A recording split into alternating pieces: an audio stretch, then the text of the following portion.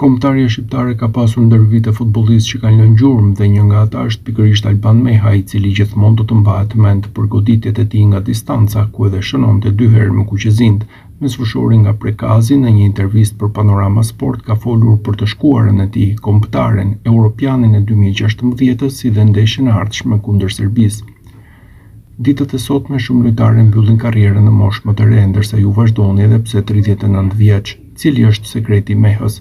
Sekreti është se unë dhe në shtëpinë time bëj ushtrime dhe me ekipin e mbaj veten në gjendje të mirë gjithmonë. Nuk i kam dalur kurrë ushtrimet sepse dua futbollin me zemër dhe ky është sekreti, të kesh dashuri për futbollin. Meha mbahet mend për golet e shumta nga distanca, por cilin do të veçonit në karrierë?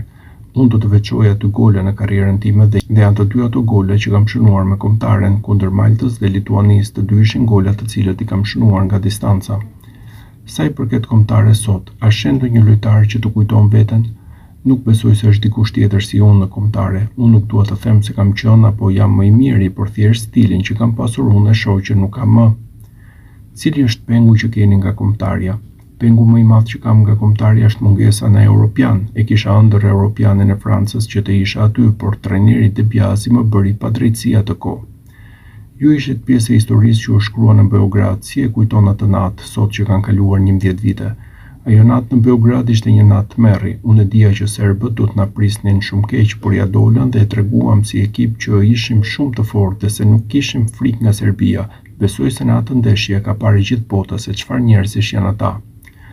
Pas 11 vitesh, kuqezin të rikthehen në Serbi, por këtë herë në Leskovac. Si e parashikon ndeshjen? Duhet vetëm fitore me Serbinë, nuk ka asgjë tjetër. A mendon se mund të përsëriten skenat e 11 viteve më parë?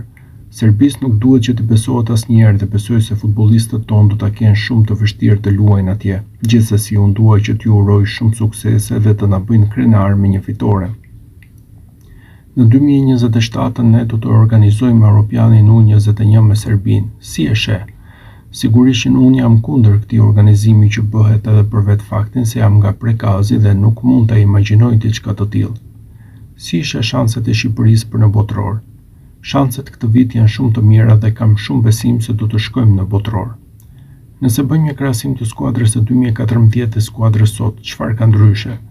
Unë personalisht mendoj se atëherë kemi qenë shumë të mirë, kemi pasur lojtarë me karakter më të fortë. Normalisht edhe skuadra sot ka karakter dhe lojtarë shumë të mirë, por vetëm duhet që të tregojnë veten pak më shumë. Gjithsesi besoj se çdo vit po shkojmë përpara dhe gjërat po i shohim vetëm pozitivisht.